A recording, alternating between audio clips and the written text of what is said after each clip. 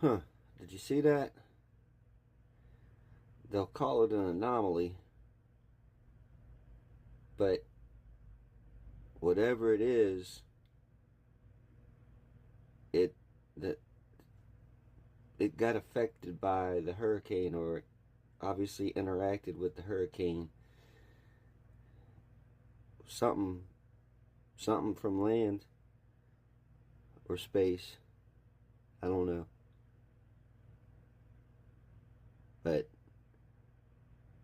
that definitely was a beam of energy of sorts.